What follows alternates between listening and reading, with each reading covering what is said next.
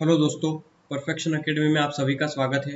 आज हम देख रहे हैं एच डी यादव मैथ से क्षेत्रफल के अंदर आज हम पढ़ेंगे समचतुर्भुज जिसे हम इंग्लिश में रोहम्बस भी कहते हैं। इसका मतलब होता क्या है, ठीक है।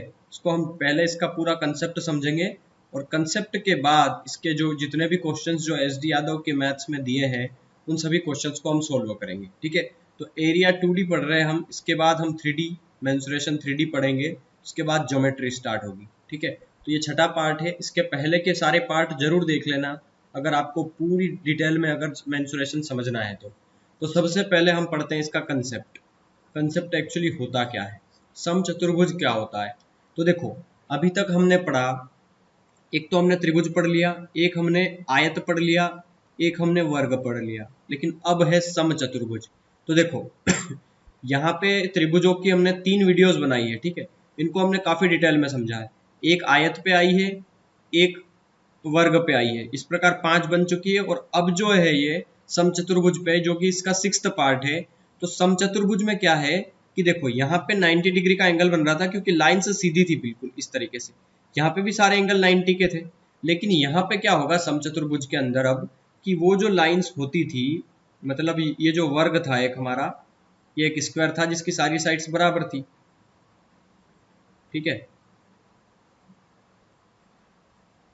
जिसकी सारी साइड बराबर थी। ये 90 के एंगल थे सारे, इसको हम वर्ग कहते थे, स्क्वायर, ठीक है। सारे सारे एंगल 90 के थे इसके। तो हमने क्या करा कि इसको यहां से ऊपर से धक्का दिया, इसको ऐसे, यहाँ नीचे को सेम रखा, नीचे सेम था ये, ऊपर धक्का दिया मैंने, यहाँ पे इतनी जोर से प्रेशर लगाया कि ये मुड़ गया। मतलब इसका बेस तो ऐसा ही है, लेकिन अब ये मुड़ के ऐसा तिरछा हो गया, ठीक है। मतलब देखो सेम दिख रहा है, सिमिलर एक जैसा, लेकिन एक जैसे में फर्क ये है कि बस इसकी लाइंस खड़ी थी और इसकी लाइंस हो चुकी है आड़ी, तिरछी हो चुकी है, ठीक है। मतलब यहाँ पे अगर सीधी लाइंस होती तो हम 90 कह सकते थे, लेकिन अब यहाँ तिरछी लाइन हो चुकी है, मतलब 90 से छोटा हो चुका है एंगल, बड़ा भी हो सकता है लेकिन 90 नहीं रहा अब ये, ठीक है। तो यही होता है समचतुर्भुज। देखो अब समचतुर्भुज को थोड़ा डिटेल में समझते हैं। ये तो आपको बेसिक चीजें बता दी कि ये किससे मिलके बना है, ये एक स्क्वायर से बना है, ठीक है। स्क्वायर को हमने धक्का दिया, इसके बाद इसका कुछ शेप इस तरीके से हो गया। तो देखो सबसे पहले हम समचतुर्भुज समझते हैं। देखो एक समचतुर्भुज है ये, समचतुर्भुज का कोई भी एंगल 90 डिग्री का नहीं होता है, ठीक है। कोई भी एंगल 90 का नहीं होता है, ठीक है, क्योंकि उसको हमने 90 से मोड़ दिया है। इसके बाद इसकी चारों भुजाएं बराबर होगी। एंगल कोई भी 90 का नहीं होगा, 90 डिग्री नहीं होगा कोई भी एंगल, ठीक है। भुजाएं क्या होगी, सारी साइड्स क्या होगी, इक्वल होगी, बराबर होगी, ठीक है। इसी के साथ साथ अब इसमें एक और देखना इसके 2 डायगोनल होते हैं विकर्ण। ये एक क्वाड्रिलेटरल है, एक बहुभुज है, एक चतुर्भुज है।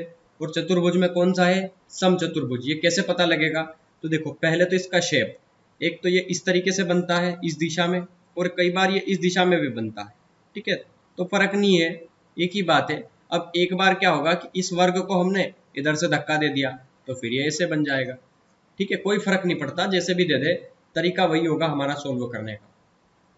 ऐसा भी हो सकता है ये, ठीक है। तो कई बार उलझ मत जाना कि हमने तो ऐसे देखा था ऐसा आ गया, ये बहुत तरह के क्वेश्चंस होते हैं।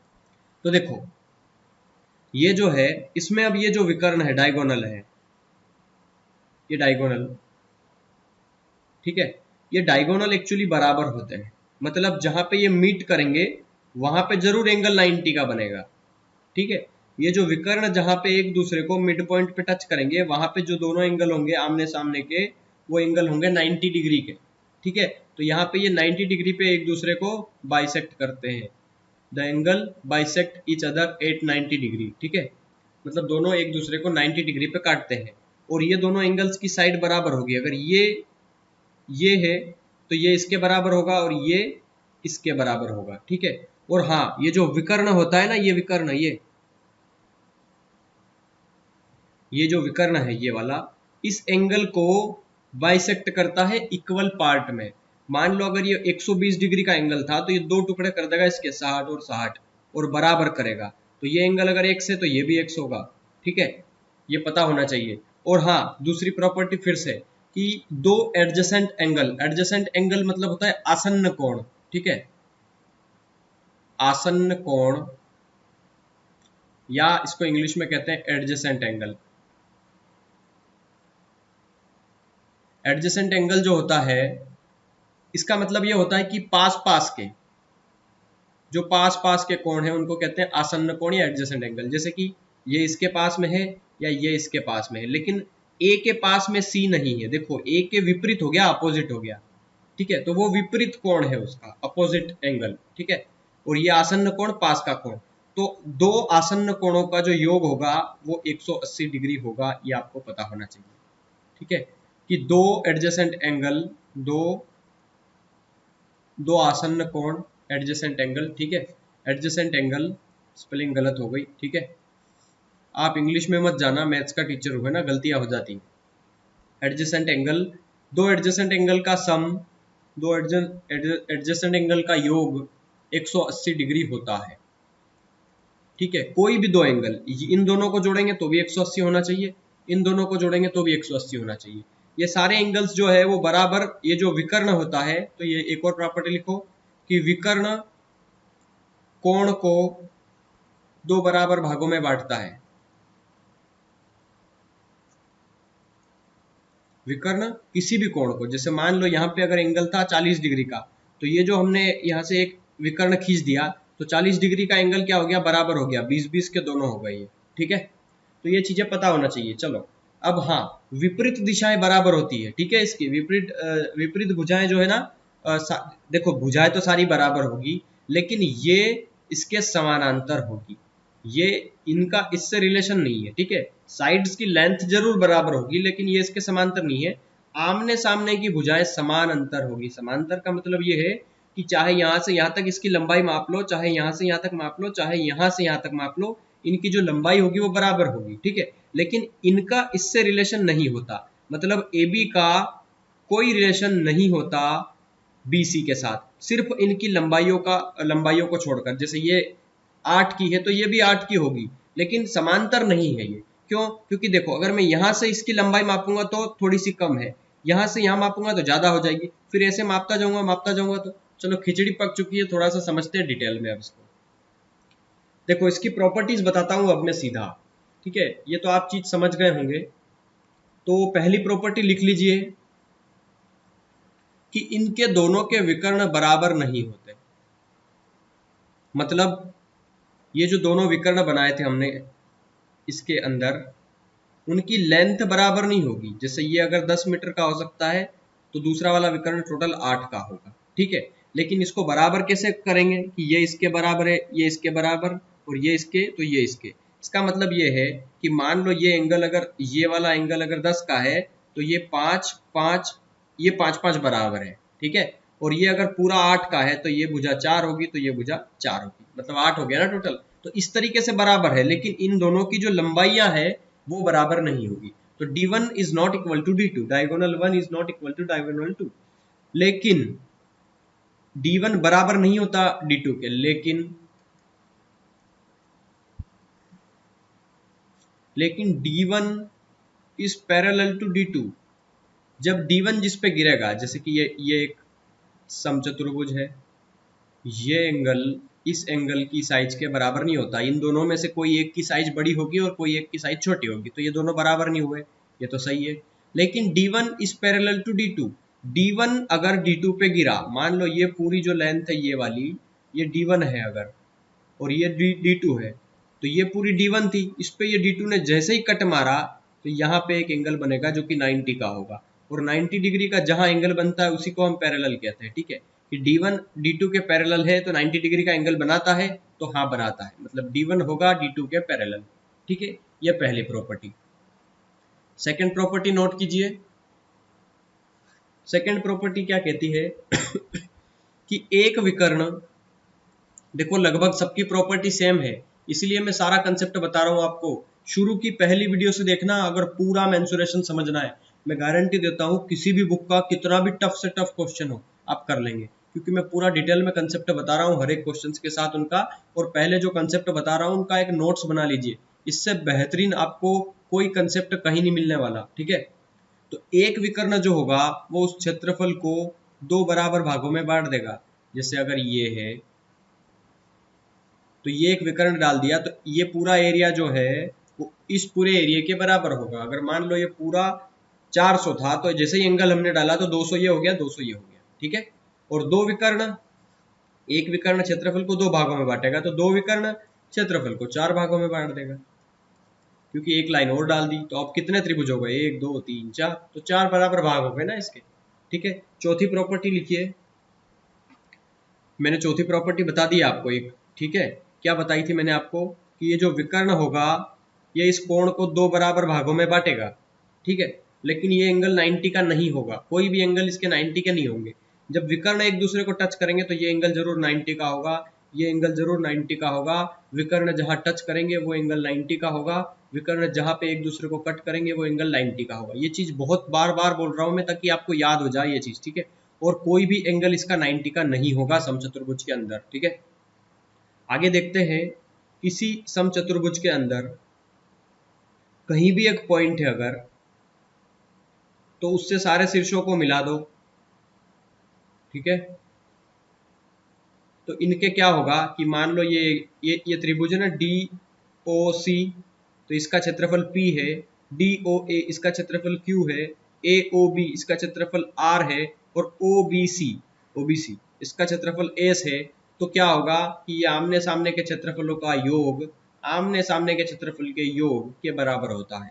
मतलब P का क्षेत्रफल और R का क्षेत्रफल बराबर होगा Q के क्षेत्रफल और S के क्षेत्रफल के।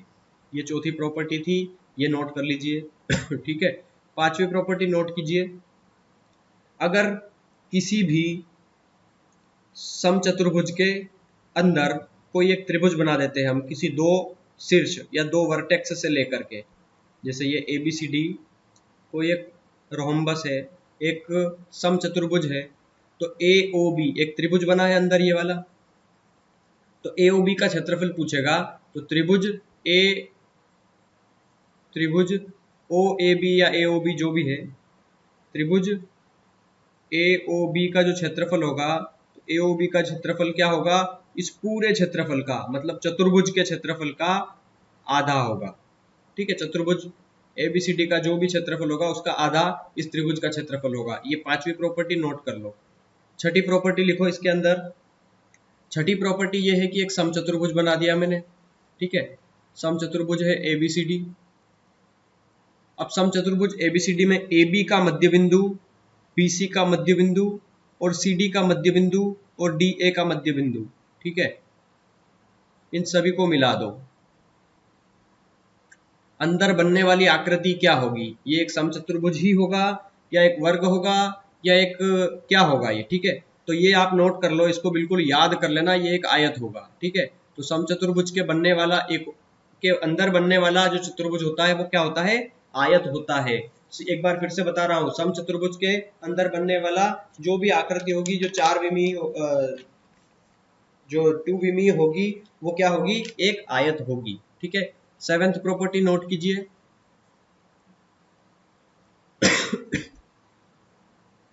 देखो आखिरी प्रॉपर्टी बता रहा हूं मैं, अगर कोई एक समचतुर्भुज है तो ABCD एक समचतुर्भुज ABCD है, AB का सेंटर पॉइंट और DC का सेंटर पॉइंट को अगर हम मिला दें, इस पॉइंट को A से मिलाया और इस पॉइंट को C से मिलाया, तो ये दोनों लाइंस पैरेलल हो गई, समांतर हो गई। ये मान लो P है, ये मान लो Q है। दो समांतर लाइन को अगर एक रेखाएं काट देती है, ये इसको काटती हुई गुजर जाती है इसको, ठीक है। ट्रांसवर्सल लाइन कहते हैं ना इसको। तो ये जो ट्रांसवर्सल लाइन होगी इन दोनों को काट देगी, और काटने के बाद ये जो बचा, देखो ये PQ हो गया, तो ये बचा R, ये बचा S। तो यहाँ पे ये जो विकर्ण होंगे ये सारे एक दूसरे से बराबरी दूरी पे स्थित होंगे, मतलब ये विकर्ण इसके बराबर और ये लाइन इसके बराबर। मतलब मैं सीधा बोल दूं तो DR बराबर होगा RS के और RS बराबर होगा ASB के, ये तीनों एक दूसरे के बराबर होंगे। अगर किसी समचतुर्भुज के अंदर सीधा अगर यहाँ पे दो पैरेलल लाइंस है, एक ये और एक ये, इसकी लेंथ हमें अगर दी है 4, तो अगर ए से लगा करके सी तक की लेंथ पूछेगा तो ये 4 होगी, तो ये भी 4 होगी, ये भी 4 होगी, तो टोटल हो जाएगी 12। तो 12 होता है उस केस में हमारा आंसर।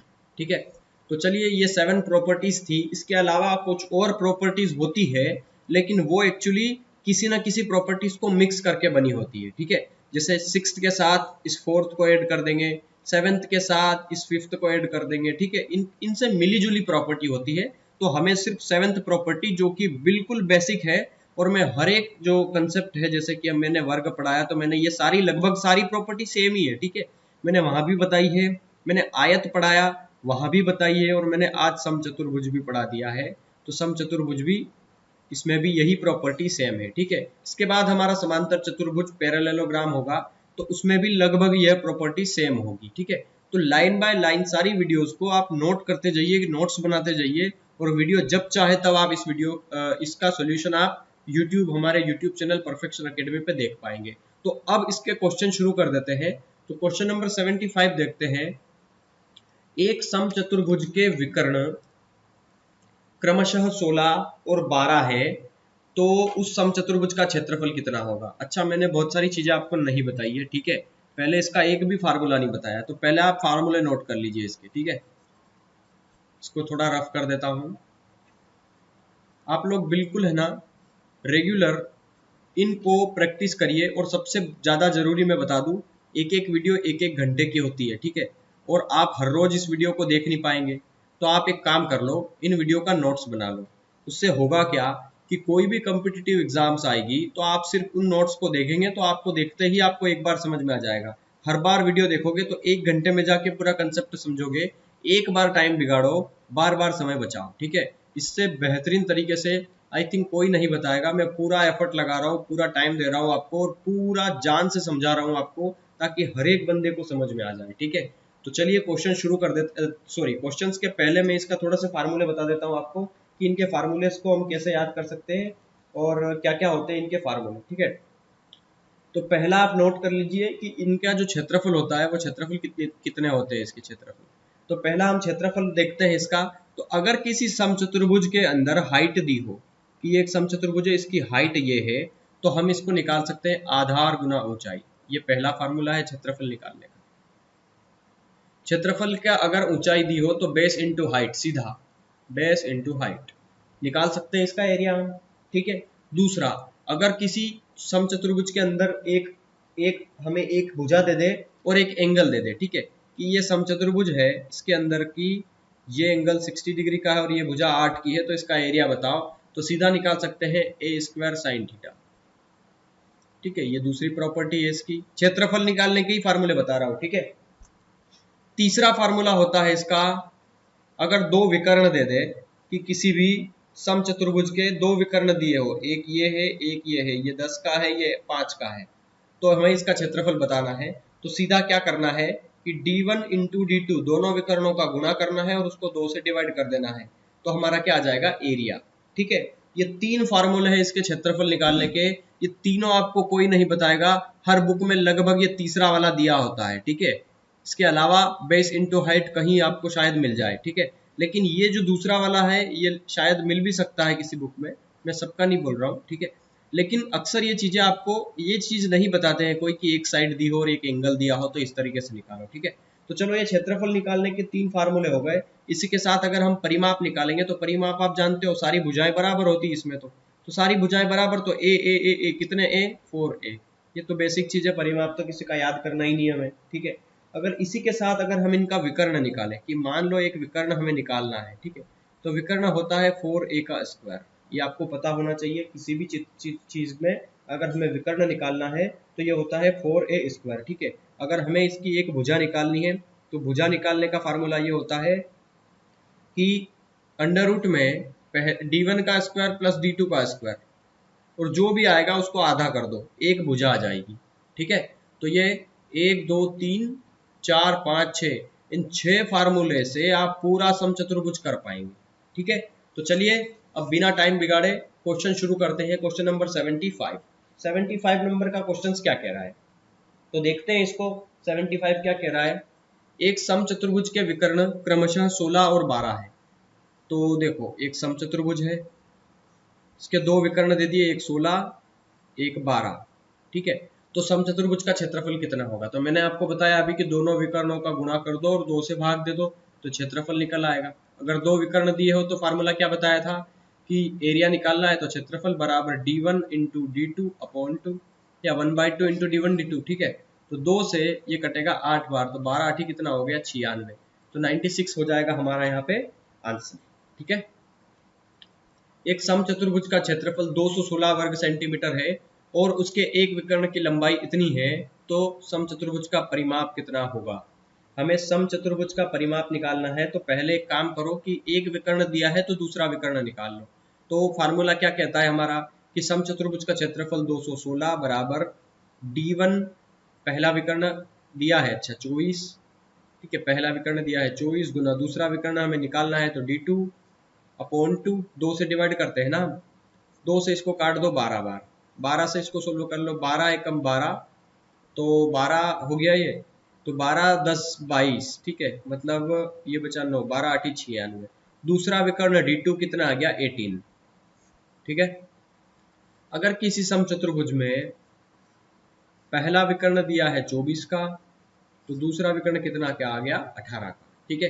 हमें उसका परिमाप निकालना है। मैंने परिमाप क्या बताया 4a, ठीक है, चारों भुजाओं का 4 इंटू ए, तो 4a इसका परिमाप होता है ना 4a, 4a और a चाहिए हमें क्योंकि 4 तो है, a की वैल्यू चाहिए, a मतलब होता है भुजा।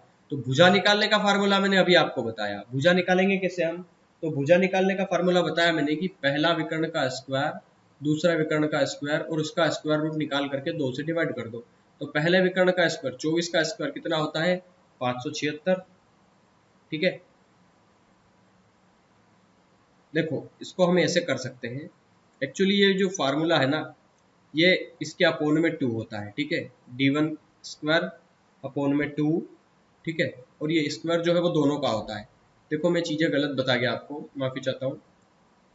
यहाँ पे ये जो मैंने फार्मूला बताया है ये गलत बोल दिया है थोड़ा सा, भुजा निकालने का फार्मूला देखो एक्चुअली ये अंदर होता है 2 इसके, ठीक है, मतलब d1/2 का स्क्वायर प्लस d2/2 का स्क्वायर, ठीक है, इस तरीके से होगा ये। तो अब थोड़ा सा ध्यान रखना है इस चीज को। भुजा कैसे निकालेंगे, d1/2 का स्क्वायर, तो 24/2 का स्क्वायर मतलब कितना बचा 12 का स्क्वायर, प्लस दूसरा विकर्ण आया 18, 18/2 का स्क्वायर मतलब कितना बचा 9 का स्क्वायर, ठीक है। 12 का स्क्वायर होता है 144, 9 का स्क्वायर होता है 81, तो 4 और 1 हो गया 5, 8 और 4 12, 12 किया गया 2 और ये 2 225, तो भुजा कितनी आ गई 15, क्योंकि ये 15 का स्क्वायर होता है ना, ठीक है। तो भुजा आ गई हमारी 15। हमें निकालना है परिमाप, तो 4 इंटू ए, 15 गुना 4 60 आ गया आपका आंसर, क्योंकि समचतुर्भुज का परिमाप होता है 4a, तो 4 इंटू ए का मान है 15, तो 15 चौक कितना हो गया 60, इसका परिमाप आ गया 60, ठीक है। थोड़ा सा प्रैक्टिस करना पड़ेगी आपको, उसके बाद आपको धीरे धीरे स्पीड बढ़ जाएगी, ठीक है। समचतुर्भुज का परिमाप 40 दिया है, एक कोण 60 डिग्री है, उसका क्षेत्रफल कितना होगा? देखो इसका एक कोण 60 डिग्री का है, सारी भुजाएं, इसका परिमाप कितना दिया है 40 दिया है, ठीक है। तो ये 40 दिया है, मतलब इसकी जो सारी भुजाएं वो होगी, तो वो कितनी होगी 10 10 की, क्योंकि सारी भुजाएं बराबर होती, तो 10 10 10 10 40 हो गया ये, ठीक है। अगर किसी भी समचतुर्भुज के अंदर अगर उसकी भुजा दी हो और उनके बीच का एक एंगल दिया हो, ठीक है, तो हमें उसका क्षेत्रफल निकालने का फॉर्मूला मैंने अभी बताया आपको, क्या बताया, ए स्क्वायर साइन थीटा, मतलब भुजा का स्क्वायर, 10 का स्क्वायर कितना होता है 100 गुना साइन थीटा कितना होता है, साइन 60 डिग्री है ना यहाँ पे, ठीक है, और साइन 60 डिग्री कितना होता है √3/2, तो 2 से ये कटेगा 50 बार, मतलब 15√3 हो गया आपका आंसर, ठीक है। बहुत जल्दी कर सकते हैं ना आप ये, कोई भी एक साइड ले लो सारी भुजा बराबर है, तो किसी भी साइड का स्क्वायर इंटू साइन थीटा, क्योंकि एक ही एंगल दिया है दोनों भुजाओं के बीच का, तो एक एंगल का स्क्वायर, एक साइड का स्क्वायर इंटू साइन थीटा, ठीक है। समचतुर्भुज के 4 कोणों में से एक कोण 60 डिग्री है, समचतुर्भुज की प्रत्येक भुजा की लंबाई 8 है, तो बड़े विकर्ण की लंबाई क्या होगी? ये बहुत सरल है, बहुत इजी है, इसको समझना, बस थोड़ा सा ध्यान लगा के समझ लेना। ABCD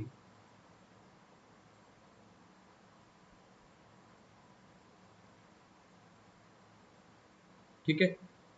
समचतुर्भुज के चार में से एक कोण दिया है 60 डिग्री, ये पूरा एंगल दिया है 60 डिग्री का। तो हम जानते हैं कि जो विकर्ण होता है वो किसी भी एंगल को दो बराबर भागों में बांटता है। पूरा एंगल 60 है तो ये आधा होगा 30 का, ये भी होगा 30 का, 30 के हो गए दोनों। प्रत्येक भुजा 8 की है और हमें क्षेत्रफल नहीं पूछा है, जो हम ए स्क्वायर साइन थीटा का फार्मूला लगाए, ठीक है। ये साइन थीटा का फार्मूला जब वो क्षेत्रफल पूछेगा तब, ठीक है। अब क्षेत्रफल हमें नहीं पूछा है, यहाँ पे पूछा है बड़े विकर्ण की लंबाई। ये ए से लगा करके सी तक की लंबाई पूछी है, ठीक है। तो हम कैसे निकालेंगे ए से लगा करके सी तक की लंबाई? थोड़ा सा समझना, अच्छा क्वेश्चन है, समझ में आएगा। हम जानते हैं कि किसी भी समचतुर्भुज के अंदर, अब देखो यहाँ पे कोई एंगल 90 डिग्री का नहीं है ये कि आप पाइथागोरस थ्योरम लगा दे, ठीक है। एबीसी के अंदर पाइथागोरस थ्योरम वही लगती है जहां एक कोण 90 डिग्री का हो, और हमने तो पहले ही क्लियर कर लिया है कि समचतुर्भुज का कोई भी कोण 90 डिग्री का नहीं होता इसके विकर्णों के द्वारा बने कोण को छोड़ करके। ये एंगल जरूर 90 के होते हैं दोनों, ठीक है। लेकिन अब एक चीज समझना है यहाँ पे, या तो फिर हम इस त्रिभुज को देखें छोटे से को, ठीक है, इस त्रिभुज से हम निकाल सकते हैं, लेकिन फिर प्रॉब्लम होगी, बहुत बड़ा सवाल हो जाएगा उससे, ठीक है। हम थोड़ा सा समझने की कोशिश करेंगे यहाँ पे। हम जानते हैं कि समचतुर्भुज के एडजेसेंट एंगल, एडजेसेंट मतलब होता है आसन्न कोण, जो पास पास के कोण है उनका योग कितना होता है? 180 डिग्री होता है आसन्न कोण का। अगर ये एंगल 60 डिग्री का है तो ये एंगल कितने डिग्री का होगा? 120 डिग्री का, क्योंकि 60 और 120 तभी तो होगा ना, 60 और 120 तभी तो होगा 180, ठीक है। तो अगर 120 है ये और ये विकर्ण है तो इसको दो बराबर भागों में बांट देगा, मतलब ये भी 60 डिग्री का होगा, ये भी 60 डिग्री का होगा, ठीक है। और हम जानते हैं ये पूरा एंगल 120 डिग्री का है, तो ये पूरा एंगल कितने का होगा? ये पूरा एंगल होगा 60 डिग्री का, क्योंकि 120 और 60, इधर भी 180 होना चाहिए, तो इधर भी 180 होना चाहिए। अगर ये 60 आ गया तो ये पूरा 120 का होगा, और 120 का होगा तो ये 60 का होगा, और ये भी 60 का होगा। थोड़ा समझने की कोशिश कर रहे होंगे ना आप, आई थिंक। दो एंगल पास पास के, आसन्न कोण उनको कहते हैं जो समीप के कोण हो, पास पास के, चाहे इन दोनों को जोड़ लो। ये 60 और 60 कितना है? 120 है, तो 120 और ये 60, थोड़ा क्लियर लिख दूं, यहाँ कचरा हो गया है, ठीक है। ये एंगल कितना होगा? देखो 60 और 60 120 हो गया, तो ये एंगल पूरा कितना बचा? 60। मतलब अब एक त्रिभुज दिख रहा होगा आपको, आपके सामने त्रिभुज ए बी डी, या त्रिभुज ए बी सी, कोई सा भी एक त्रिभुज देख लो जो बड़ा है, ठीक है। आप एक काम करो, बड़ा त्रिभुज देखो और सबसे ऊपर वाला ही देखो, क्योंकि एक चीज क्लियर पता चलेगी आपको। देखो यहां पे अगर मैं ये त्रिभुज बताऊं ए बी डी, तो त्रिभुज ए बी डी, त्रिभुज ए बी डी में ये एंगल 60 डिग्री का है, ये एंगल भी 60 डिग्री का है, और ये एंगल भी 60 डिग्री का है। किसी भी त्रिभुज के अंदर अगर सारे कोण बराबर होते हैं, वो कौन सा त्रिभुज होगा?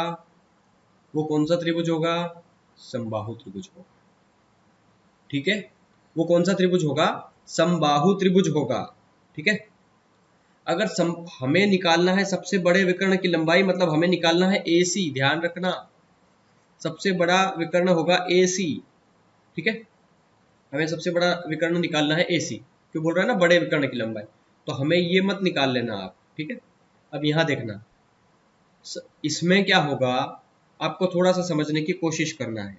अगर त्रिभुज ए बी डी की बात करूं मैं, तो इसकी हाइट कितनी होगी? हाइट कितनी होगी इसकी, ठीक है। तो त्रिभुज अगर ए बी डी में अगर मैं इसकी हाइट निकालना चाहूं, तो हाइट कितनी होगी इसकी? तो हाइट देखिए आप सबसे पहले, त्रिभुज एबीडी में हाइट, या फिर आप इसको, हाँ खैर ठीक है, ऐसे ही समझ लो। एबीडी में समबाहु, एबीडी एक समबाहु त्रिभुज है, तो एबीडी के अंदर हाइट क्या होती है किसी भी चीज की? तो ऊंचाई बराबर होती है √3/2 इंटू ए, कोई भी एक भुजा ऊंचाई होती है उसकी, ठीक है। ऊंचाई बराबर √3/2 इंटू ए, तो √3/2 इंटू ए मतलब कोई भी एक भुजा, तो सारी भुजा 8 की है, तो 2 से ये कट जाएगा 4 बार, मतलब 4√3, ठीक है। मतलब अगर त्रिभुज ए बी डी की हाइट कितनी है? 4√3 की, ठीक है।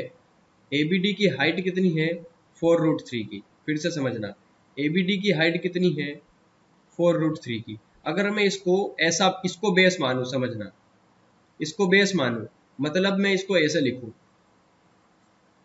थोड़ा समझने की कोशिश करना। इसको मैं ऐसे लिखूं कि ये एंगल B है, ये B है, ये B है, ये D है, और ऊपर अगर A है, तो देखो ये BD नीचे आएगा, सारे एंगल 60 के होंगे,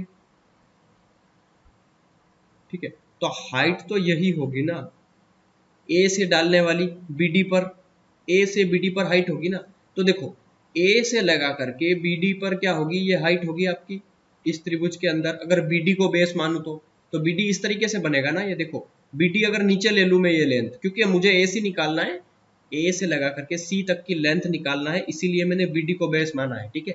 BD को बेस माना है और A से काटते हुए बिल्कुल A का एंगल बाइसेक्टर, A का समद्विभाजक मैंने A से लगा करके BD पे डाल दिया। तो A से लगा करके BD पे डाल दिया, तो ये हमारी हो गई हाइट इस केस के लिए। और ये कितनी आई हमारी 4√3।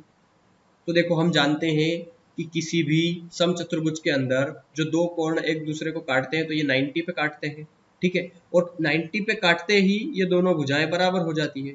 तो हमें A से लगा करके C तक की लेंथ निकालनी थी, तो जितनी 4√3 ये है तो 4√3 ये भी होगी। तो टोटल कितनी हो गई A से लगा करके C तक की length, 4√3 plus 4√3 that is equals to 8√3, ठीक है। ये हो गया हमारा आंसर। तो थोड़ा सा समझने की कोशिश करना, सबको समझ में आ जाएगा, ठीक है।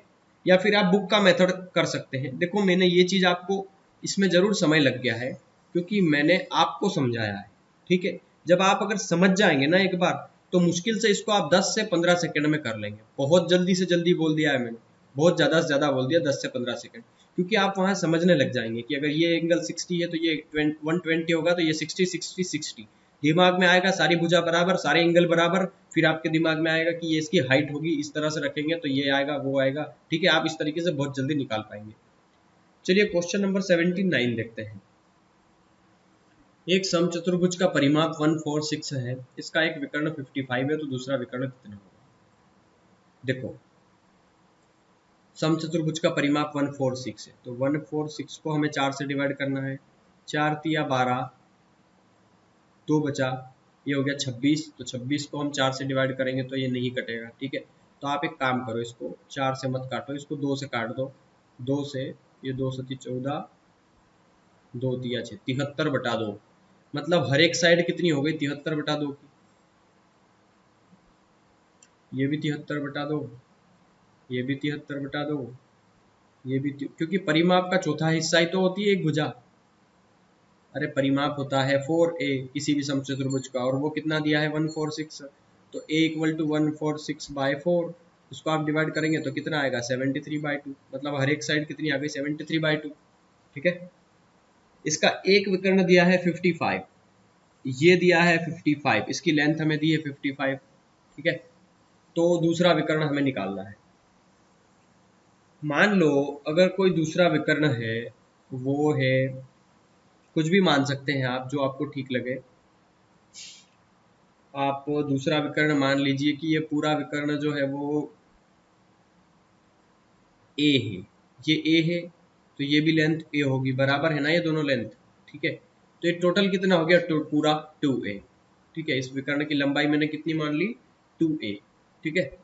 कि दूसरा विकर्ण 2a है। अब x मान लो 2x, ठीक है, 2x मान लो, x में मान लो, कोई फर्क नहीं पड़ता, जैसा आप नंबर मानना चाहो, x मान लिया ये। और ये दोनों एंगल 90 के हैं, ठीक है। अब ये दूसरा विकर्ण निकालेंगे हम, तो देखो यहाँ पे अब हमें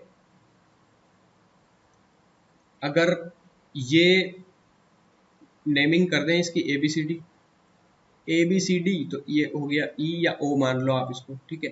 यहाँ पे अगर ये 90 डिग्री है, समझना, तो ये भुजा हमें पता है और ये भुजा हमने मान ली x, इसीलिए मैंने डबल 2x मानी, ठीक है। अगर मैं पूरी को 2x मान लेता तो फिर इसको कुछ मानना पड़ती, ठीक है। इसलिए मैंने x इसको और x, क्योंकि बराबर है दोनों, इसलिए x और x 2x मान लिया।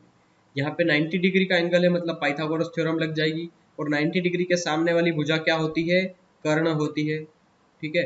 तो यहाँ पे कर्ण हमें पता है, और ये लंब या आधार जो भी है इस पे, ये हमें पता है, तो ये इसका लंब हो गया ना, तो ये बेस कितना हो गया OB, ठीक है। तो हमें यहाँ पे पाइथागोरस थ्योरम लगा देंगे, तो त्रिभुज AOB में कर्ण का वर्ग मतलब 73/2 का स्क्वायर बराबर लंब का वर्ग x का वर्ग धन आधार का वर्ग OB का स्क्वायर। तो OB निकल आएगी यहाँ पे, हमें एक्स स्क्वायर को इधर ले जाना है, ठीक है। एक्स स्क्वायर को किधर ले जाना है, इधर ले जाना है। अगर अब हाँ एक चीज और देखना, इसका दूसरा विकर्ण कितना दिया था 55। अगर 55 पूरी लेंथ है, ये यहां से लगा करके 55, तो 55 की आधी लेंथ यहां होगी और 55 की आधी लेंथ ये होगी। 55 का आधा ये, 55 का आधा ये, टोटल 55, ठीक है। तो ये वाली लेंथ हमें OB पता है, ठीक है, कितनी है 55/2। सिंपल है ना, ये तो दिया है, तो हमें x की लेंथ निकालना है सिंपल। तो एक्स स्क्वायर इक्वल टू 73/2 का स्क्वायर माइनस 55/2 का square equal to x square, ठीक है। 73 का स्क्वायर करिएगा जो भी नंबर आएगा, माइनस 55 का स्क्वायर करिएगा जो भी नंबर आएगा, ये तो आप कर सकते हैं 30-25 आएगा, ठीक है। उसका स्क्वायर, हाँ स्क्वायर करने के बाद, और नीचे 2 का स्क्वायर 4 हो जाएगा, इक्वल टू है एक्स स्क्वायर। तो स्क्वायर है तो इधर स्क्वायर रूट लग जाएगा स्क्वायर करने के बाद। इसको सोल्व करने का तरीका बता रहा हूँ, ठीक है, ये मैं नहीं कर रहा हूँ, आपको थोड़ा ये कैलकुलेटिव है ना, 73 का स्क्वायर 73 का स्क्वायर निकालना पड़ेगा, ठीक है। फिर ये जो भी वैल्यूज आएगी एक्स की, मैं बता देता हूँ, एक्स की वैल्यू आएगी 24, ठीक है, मैं सीधा आंसर बता रहा हूँ इसका। एक्स की वैल्यू 24 आएगी, लेकिन हमें तो विकर्ण चाहिए ना, हमें तो ये एक्स की वैल्यू तो ओ से लगा करके ए तक की लेंथ है, एक्स ये भी है, एक्स ये भी है, तो पूरी लेंथ पूरा होता है ना विकर्ण। तो हमें AC निकालना है, तो जो भी हमारा x की वैल्यू आएगी उसको 2 गुना कर देना, तो 24 दूना 48 होगा हमारा आंसर इसका। ये देखो थोड़ा सा मैं छोड़ रहा हूँ क्योंकि 73 का स्क्वायर कर देना, ये जो भी आएगा बटे में 2 का स्क्वायर 4 होगा, 55 का स्क्वायर हो जाएगा 30-25, 2 का स्क्वायर हो जाएगा 4, 73 का स्क्वायर देखो कर लेते हैं 73 इंटू 73, 3 तिया 9, 7 तिया 21, 7 तिया 21 की 1 2 बचा 49, 2 51, 9 2 3 5, 5 3 2 9, ठीक है, 5 3 2 9। अब आपका एलसीएम सेम आ जाएगा यहाँ पे 4, इसमें से इस नंबर को घटा दीजिए, 9 में से गया 5 तो 4 बचा, 2 में से गया 2 तो 0 बचा, 3 में से 0 गया तो 3 बचा, और 5 में से 3 गया तो 2 बचा, 2304।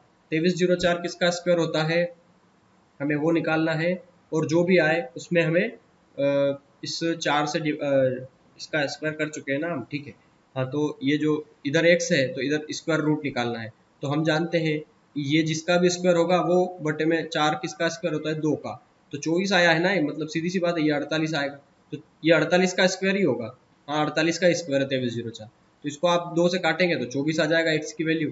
फिर x का हमें क्या करना है, 2 गुना करना है, क्यों, क्योंकि x तो हमारी ये वाली लेंथ है, हमें पूरी निकालना है ये वाली, तो O से लगा करके C तक की भी 24 होगी और O से लगा करके A तक की भी 24 होगी, तो 24 और 24 48 होगी, तो ये होगा हमारा आंसर। चलिए क्वेश्चन नंबर 80 देखते हैं। एक समचतुर्भुज के विकर्ण 8 और 6 है, उसकी भुजा का वर्ग कितना वर्ग सेंटीमीटर होगा, भुजा का वर्ग कितना वर्ग सेंटीमीटर होगा। अच्छा भुजा का स्क्वायर करना है, ठीक है। देखो समचतुर्भुज के दो विकर्ण है 8 और 6, तो हम जानते हैं कि किसी भी समचतुर्भुज की अगर हमें भुजा निकालना है, तो भुजा निकालने का मैंने आपको फार्मूला बता दिया है, क्या होता है 1/2 इंटू रूट में d1 का स्क्वायर प्लस d2 का स्क्वायर।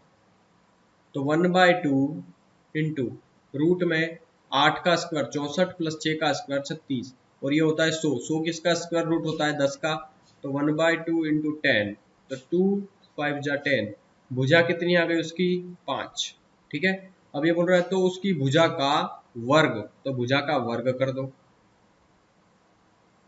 तो भुजा का वर्ग कितना वर्ग सेंटीमीटर होगा, तो भुजा का वर्ग जो होगा वो 5 का स्क्वायर 25 वर्ग सेंटीमीटर होगा, ये होगा हमारा आंसर, ठीक है, सिंपल है। चलिए क्वेश्चन नंबर 81 देखते हैं। ABCD एक समचतुर्भुज है,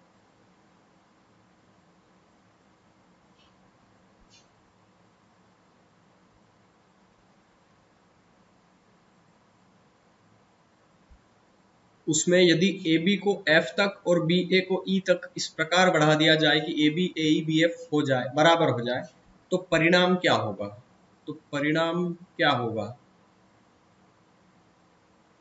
इसको देखो क्या कह रहा है ये, AB को F तक, AB को F तक बढ़ा दे और BA को E तक। देखो जब भी बोले ना कि AB को F तक बढ़ाना है तो A से लगा करके B की ओर जाना है, और ये बोल रहा है कि BA को E तक बढ़ाए मतलब B से लगा करके A तक जाना है। ये चीज क्लियर होना चाहिए आपके ध्यान में, ठीक है। AB लिखा है तो A से B तक जाएंगे, BA लिखा है तो B से A तक जाएंगे, तो BA लिखा है ना तो BA लिखा है तो B से A तक जाएंगे, ठीक है। तो BA वाली जो लेंथ है उसको कहाँ तक बढ़ाया है, E तक बढ़ाया है। ये चीज आपको क्लियर होना चाहिए, ठीक है। इस प्रकार बढ़ा दिया जाए तो AB बराबर AB बराबर AE बराबर BF, ये तीनों नंबर बराबर होंगे, तीनों साइड्स बराबर होंगी, ठीक है। तो परिणाम क्या होंगे, तो परिणाम आई थिंक कुछ भी हो सकते हैं इसको बढ़ाने के बाद। तो इसका क्षेत्रफल पूछ सकता है वो, इसका कुछ भी पूछ सकता है ना, परिमाप पूछ सकता है, इसके विकर्ण पूछ सकता है। तो ये सवाल बिना ऑप्शंस के नहीं होगा, ठीक है। कभी नहीं हो सकता बिना ऑप्शंस के, क्योंकि इसके उत्तर कई सारे हो सकते हैं। इनकी साइड को बढ़ा देंगे तो क्या होगा, परिणाम क्या होगा, रिजल्ट क्या आएगा, तो बहुत सारा रिजल्ट आ सकता है। तो सबसे पहले हम इसके ऑप्शंस चेक कर लेते हैं। देखिए मैं इसके ऑप्शंस लिख देता हूँ, ऑप्शंस क्या क्या है इसके। पहला ऑप्शन है ED का स्क्वायर प्लस CF का स्क्वायर इक्वल टू EF का स्क्वायर। दूसरा है ED इक्वल टू CF। तीसरा है ED is greater than to DF। और फोर्थ है, या डी वाला जो है वो है ED is parallel to CF, ठीक है। तो जब भी इस तरह का क्वेश्चन आ जाए तो देखो चार प्रॉपर्टीज है, इसके अलावा भी बहुत सारी चीजें हो सकती है, हमें इसके बारे में पता करना है, ठीक है। देखो सबसे पहले तो आप इसके बारे में समझो कि ये एक रोम्बस है, मतलब समचतुर्भुज है, तो सारी भुजाएं बराबर होगी। ये भुजा इसके बराबर, ये इसके बराबर, ये इसके बराबर, और ये तीन तो अपने बराबर पहले ही दे रखी है, ठीक है। अब ये बोल रहा है कि पहली, देखो हम ऑप्शन से सोल्व करते हैं इसको। पहली प्रॉपर्टी ED का स्क्वायर प्लस CF का स्क्वायर इक्वल टू EF का स्क्वायर। ED का स्क्वायर मतलब E से D तक का, तो देखो पहले इसको आप मिला दो, ED का स्क्वायर और CF का स्क्वायर, CF का स्क्वायर। तो ED और CF का जो स्क्वायर होगा वो क्या EF का स्क्वायर के बराबर होगा। तो देखो अगर मान लो ये साइड A है तो ये भी A होगी, ये भी A होगी, ठीक है। ये भी A होगी, ये भी A होगी और ये भी A होगी। मैं A मान करके बता रहा हूँ आपको, पूरा पहले कंसेप्ट समझा रहा हूँ किसी भी क्वेश्चन को समझने का, ठीक है। ये चीजें फार्मूला नहीं होती जिसको हम थोड़ी सी देर में रट लें और हम कर लें इसको, ठीक है। थोड़ा कंसेप्ट भी जानना जरूरी है। ये दोनों अगर A स्क्वायर हो गई तो यहाँ पे कोई पाइथागोरस थ्योरम तो लग नहीं रही है, ठीक है। ये वाली तो एक चीज समझना, ED का स्क्वायर, इस ED का स्क्वायर इस CF के स्क्वायर के योग क्या इस स्क्वायर इस साइड के स्क्वायर के बराबर होगा, तो ये हम नहीं कह सकते हैं। क्यों नहीं कह सकते हैं, मैं एक चीज बता दूं आपको।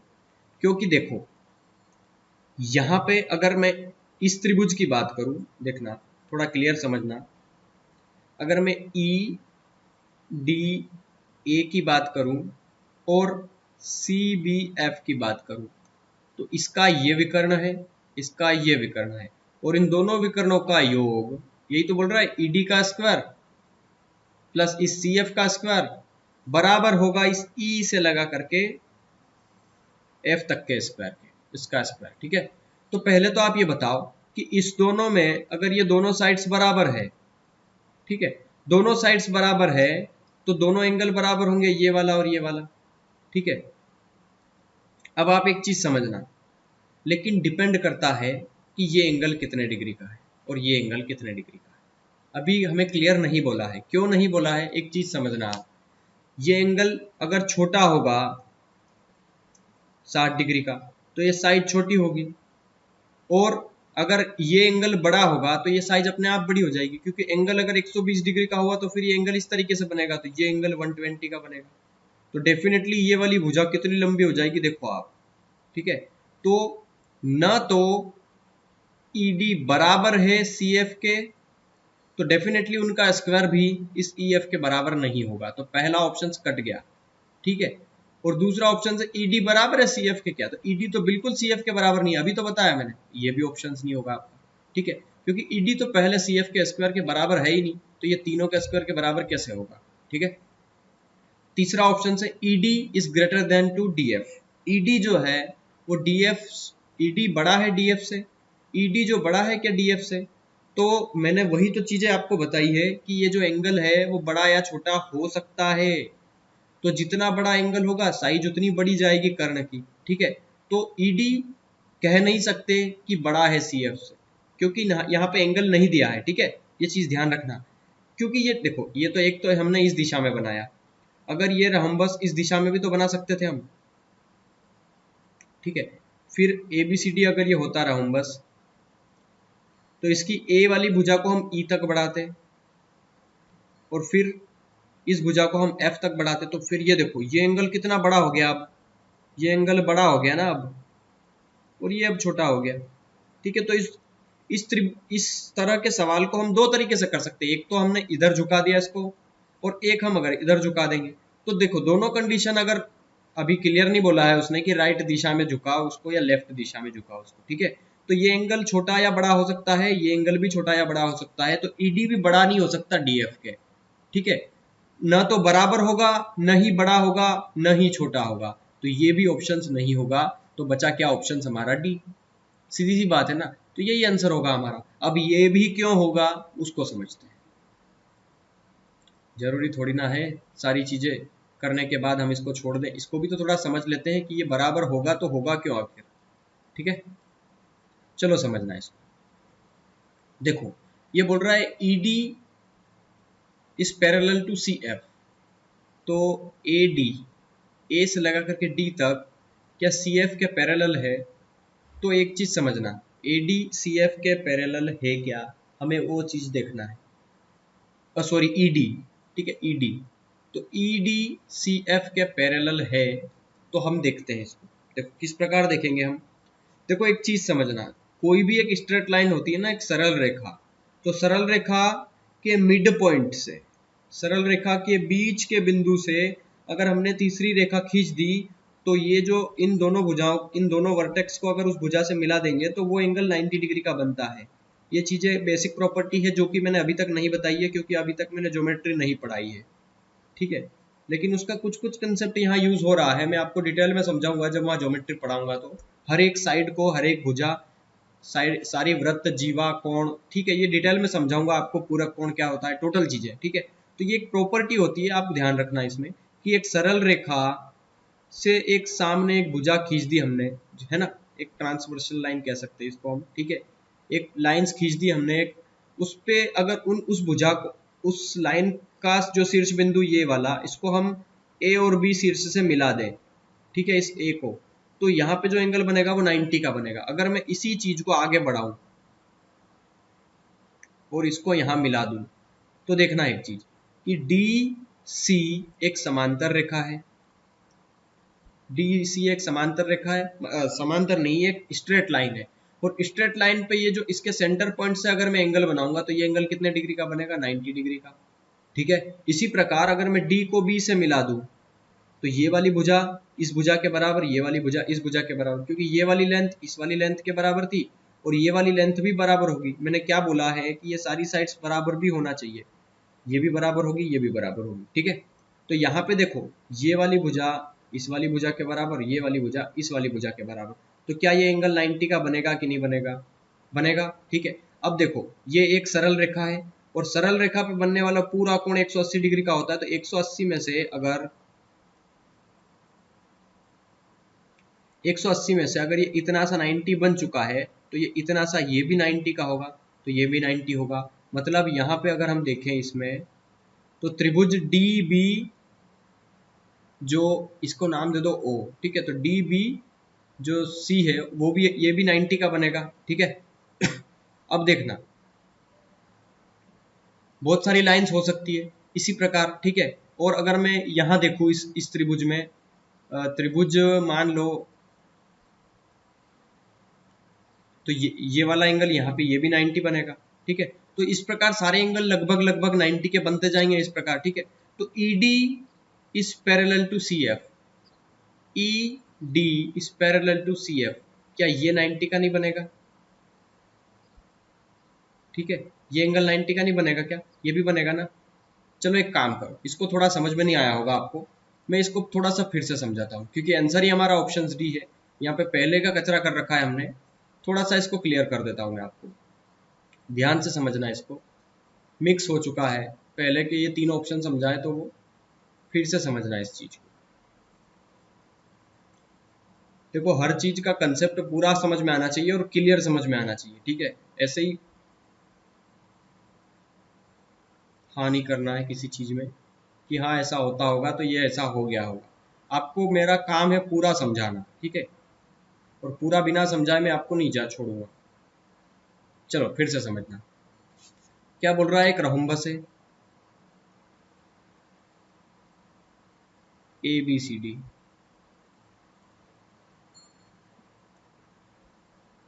ठीक है। AB को F तक बढ़ाया, इसको E तक बढ़ाया,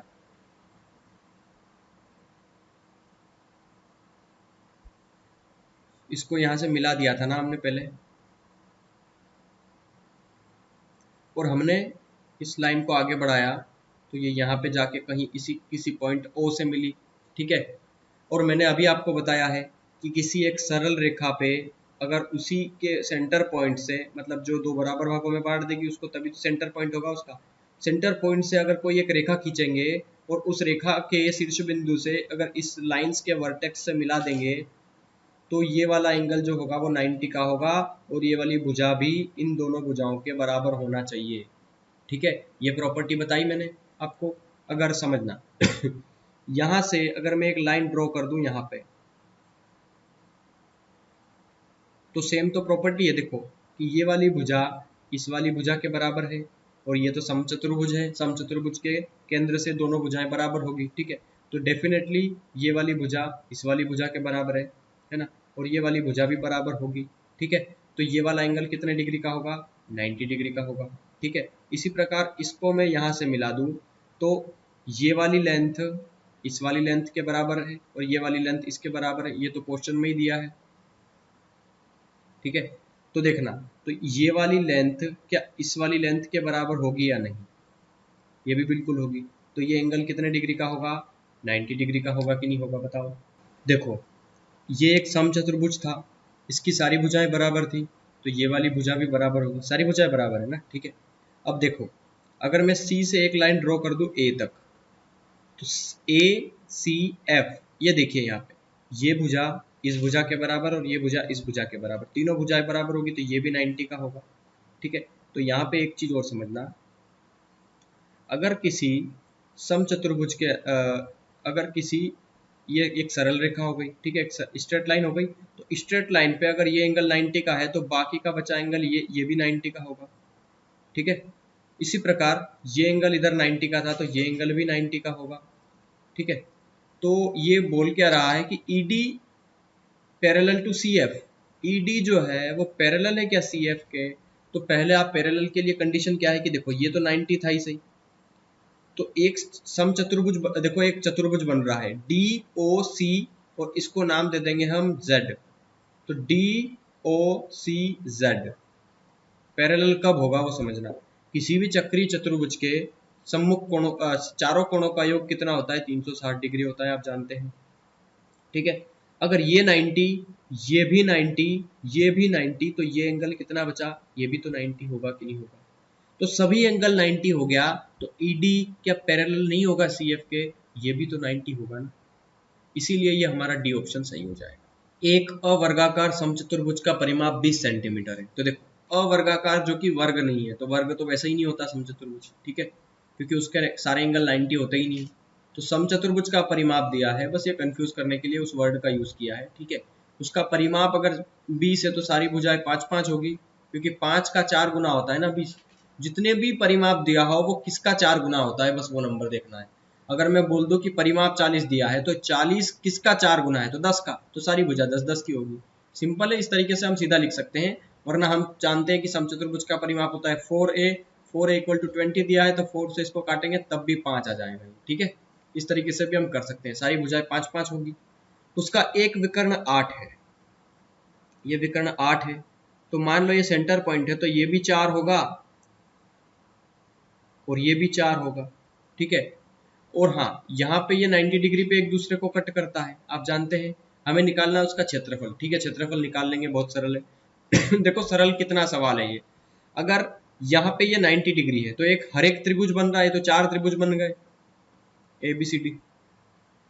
अगर त्रिभुज में ये मान लो O पॉइंट है, तो DOC में देखना, DOC त्रिभुज DOC में, DOC में एक एंगल 90 डिग्री का है, मतलब ये एक समकोण त्रिभुज है। और समकोण त्रिभुज में क्या लग जाती है, पाइथागोरस थ्योरम।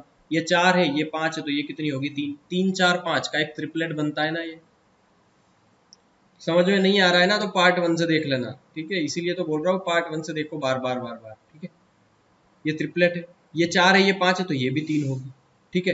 तो देखो ये विकर्ण कितना था, 4 और 4 8 का था, तो ये विकर्ण आ गया 3 और 3 6 का, तो दूसरा विकर्ण आ गया 6 का, पहला विकर्ण था 8 का। तो हमें निकालना है उसका क्षेत्रफल। तो क्षेत्रफल क्या होता है, दोनों विकर्णों का गुणनफल बटा 2। तो 2 से इसको काट देंगे 4 बार, तो 4 संग कितना आ गया 24, ये आ गया इसका क्षेत्रफल। कितना सरल हो गया सवाल। मुश्किल से आप इसको 10 सेकंड में कर पाएंगे इसको, ठीक है, थोड़ा सा समझने आना चाहिए आप। दो विकर्ण दिए हैं 12 और 16, उसकी एक भुजा की लंबाई कितनी होगी। तो ये भी बहुत सरल क्वेश्चन है। देखो दो विकर्ण दे दिए इसने, एक 12 है एक 16 है। तो देखो इसको कैसे करेंगे हम,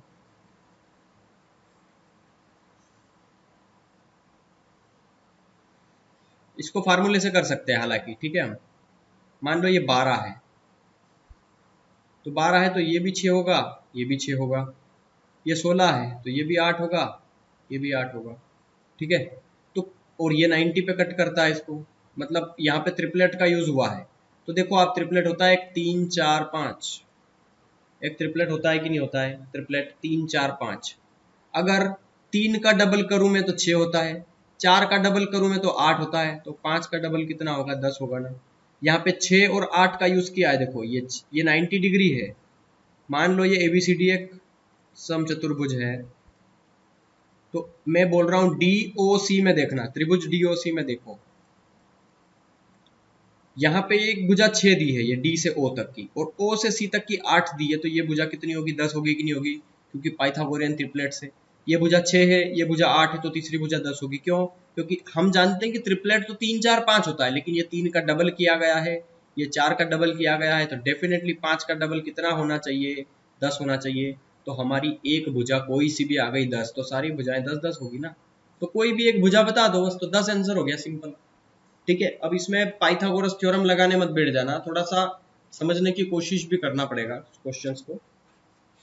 चलिए देख लेते हैं, एक समचतुर्भुज का परिमाप 100 है, तो सारी भुजाएं 25 होगी, ये 25, ये 25, ये 25 और ये भी 25, ठीक है। एक विकर्ण दिया है 40 का, तो 40 का दिया, इसका मतलब ये वाली लेंथ 20 होगी, तो ये वाली लेंथ भी 20, तभी तो एक विकर्ण पूरा 40 का।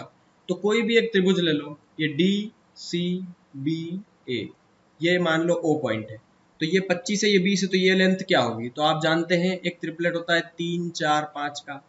अगर मैं इसको 5 गुना कर दूं तो ये होगा 25, मैं इसको भी 5 गुना कर दूं तो ये होगा 20, अगर मैं इसको भी 5 गुना कर दूं तो ये होगा 15।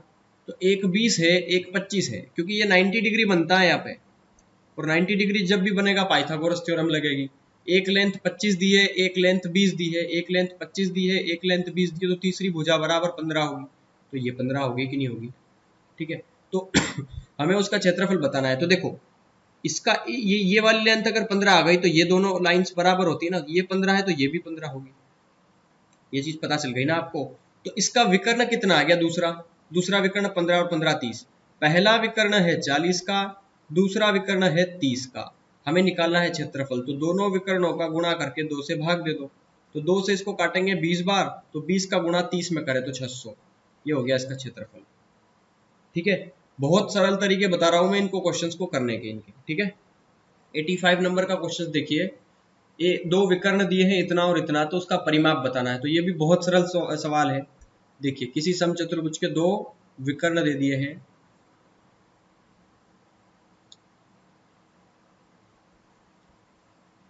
एक विकर्ण है 24 का, तो ये 12 होगी, तो ये भी 12, 12 और 12 24 हो गया। ये 32 है तो ये 16 और 16 32 होता है, ठीक है। कोई भी एक त्रिभुज ले लो, ये ले लो DOC, त्रिभुज डीओसी में देखो 3 चौक 12, 3 तिया 9, 3 चौक 12, हाँ तो ये 3 4 5 एक ट्रिपलेट होता है ना, 3 4 5। देखो 3 4 5 में अगर मैं 3 का 4 गुना कर दूं तो 3 चौक कितना होता है 12। मैं इस 4 को भी 4 गुना कर दूं, सबको 4 गुना कर रहा हूं मैं, ठीक है। तो ये 4 चौक कितना होगा 16, तो 4 पंजे कितना होगा 20। तो 12 16 दो लेंथ दी है 16 और 12, तो ये कितनी होगी 20 होगी। ये तो पता चल गया होगा आपको। और 20 है सबसे बड़ी ही है, क्यों? क्योंकि ये 90 डिग्री है और 90 डिग्री के सामने वाली भुजा कर्ण होती है और हम जानते हैं कर्ण बड़ा ही होता है, ठीक है। तो 20 कर्ण ही होगा यहाँ पे, ठीक है। तो ये बोल रहा है परिमाप बताओ, तो ये भुजा अगर 20 आ गई तो ये भी 20 होगी, ये भी 20 होगी, ये भी 20 होगी। तो 20 40 60 80, 80 हो गया इसका परिमाप। बताओ इसमें क्या सोल्व करना पड़ रहा है आपको, बस ट्रिपलेट से याद रखना है ना, ठीक सिर्फ, ठीक है। चलिए 86 देखते हैं। एक समचतुर्भुज की सारी भुजाएं 10 10 10 10 है, तो विकर्ण 16 है, तो इसका क्षेत्रफल बताओ। बहुत सरल है, देखो प्रत्येक भुजा 10 है तो ये 10 हो गई।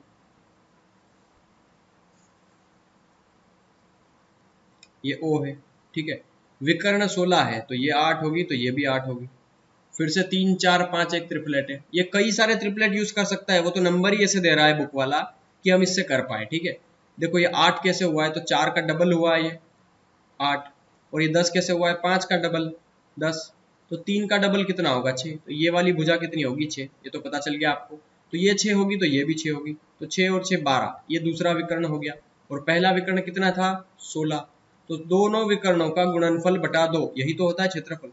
तो 2 से इसको काट दें आप 8 बार, तो 12 8 कितना हो गया 96, तो 96 हो गया आपका समचतुर्भुज का क्षेत्रफल।